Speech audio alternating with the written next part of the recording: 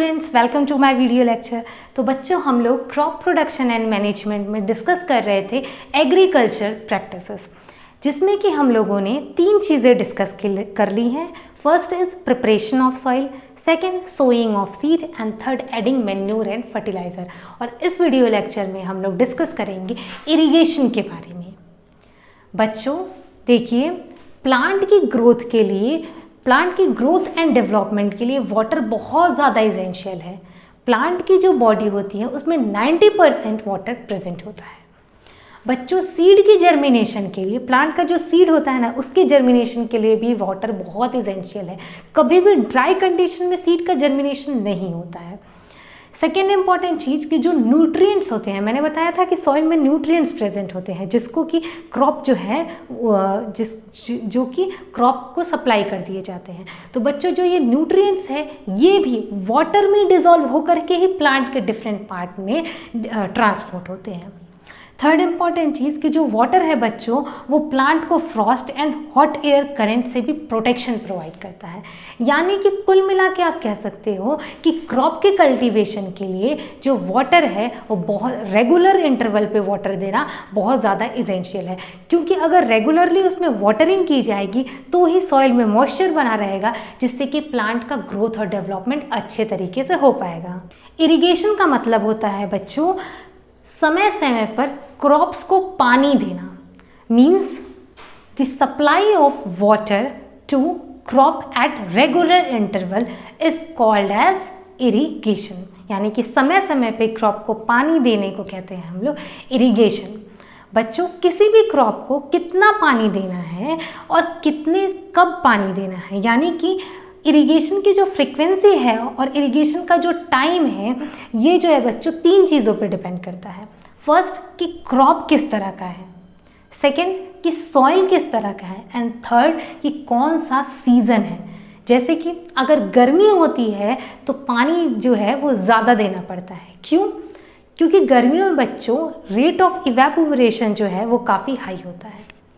जब हम लोग इरिगेशन के सोर्स की बात करते हैं तो कई सारे सोर्स हो सकते हैं, जैसे कि वेल्स, ट्यूबवेल्स, पोंड, लेक, इसके अलावा रिवर, डैम्स एंड कैनाल्स। तो हम लोग डिस्कस कर लेते हैं इरिगेशन के method he.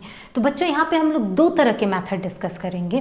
First is traditional method, जो कि पहले के लोग जो है वो इस तरीके से इरिगेशन करते थे, इस मेथड से इरिगेशन करते थे। एंड सेकेंड बात करेंगे मॉडर्न मेथड, जो कि आज के टाइम पे यूज़ किया जा रहा है।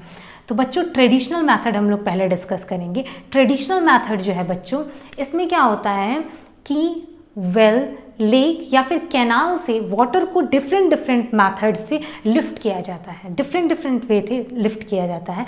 और इस मेथड में बच्चों कैटल्स या फिर ह्यूमन लेबर का यूज़ किया जाता है। तो बच्चों, इस मेथड में पानी को जो है वो कुएं या फिर लेक या फिर कैनाल से उठाने के लिए डिफरेंट तरीक़ों का यूज़ किया जाता है, जिसमें से कि मैं 4 तरीके यहाँ पे डिस्कस करूँगी। फर्स्ट इज़ मोट and pulley system, second is chain pump, third is धेकली एंड फोर्थ इज़ राहत और लिवर सिस्टम। बच्चों, मोट और पुली सिस्टम में, जैसे कि नेम से क्लियर आ रहा है पुली, तो बच्चों इस मेथड में क्या होता था कि एक पुली लगी होती थी और उस पुली से रोप अटैच होता था। रोप का एक साइड जो है उसमें बकेट अटैच कर दिया जाता था और दूसरे वाले साइड को जो है वो किसी एनिमल की नेक से बांध दिया जाता था, और जैसे जैसे एनिमल मूव करता था पानी जो है वो बकेट से खिंचता हुआ ऊपर चला आता था और फिर जो ह्यूमन है उसको खेतों में डाल देता था। सेकेंड मेथड है चेन पंप। इसमें बच्चों क्या होता है कि एक व्हील लगी होती है, उस व्हील को हैंडल के हेल्प से घुमाया जाता है, और जैसे जैसे ये व्हील घूमती है उससे एक और बच्चों चेन अटैच होती है और वो चेन घूमती है और उस चेन में बकेट लगे होते हैं, और जब वो चेन घूमती है तो बकेट नीचे जाता है और वाटर सोर्स से वाटर को लिफ्ट करके ऊपर ले आता है और इसी पानी को बच्चों फिर फील्ड में डाल दिया जाता है। थर्ड है धेकली मेथड। इसमें क्या होता है बच्चों कि बकेट से एक रोप अटैच होती है और उस रोप को पुल करके वाटर सोर्स में डिप कर दिया जाता है, और जब बकेट में वाटर भर जाता है तो फिर उसे ऊपर खींच के इसी वाटर को जो है वो क्रॉप के फील्ड में डाल दिया जाता है। फोर्थ मेथड है राहत और लिवर सिस्टम। इसमें बच्चों जैसा कि आप फिगर में देख सकते हो, उसमें 2 व्हील्स लगी होती हैं। एक व्हील जो है वो वाटर के सोर्स के ऊपर वर्टिकली लगाई जाती है, मतलब इस तरीके से लगाई जाती है, और दूसरा जो व्हील है वो फर्स्ट व्हील से कुछ दूरी पे हॉरिजॉन्टली प्लेस होती है। फर्स्ट व्हील जो है बच्चों उससे बकेट से अटैच होते हैं, और सेकंड वाले व्हील को जो है वो किसी एनिमल से जैसे कि ऑक्स या बफेलो से अटैच कर दिया जाता है। और जैसे जैसे वो एनिमल जो है वो सर्कुलर मूवमेंट करता है, वैसे वैसे ये फर्स्ट व्हील भी रोटेट करती है, जिससे कि बकेट लगे होते हैं और ये पानी को जो है ऊपर ले आती है, और इसी पानी का यूज़ किया जाता है फील्ड को इरिगेट करने के लिए। तो बच्चों यहाँ पे हम लोगों ने 4 वेज पढ़े जिसको कि ट्रेडिशनली इरिगेशन के लिए यूज़ किया जाता था।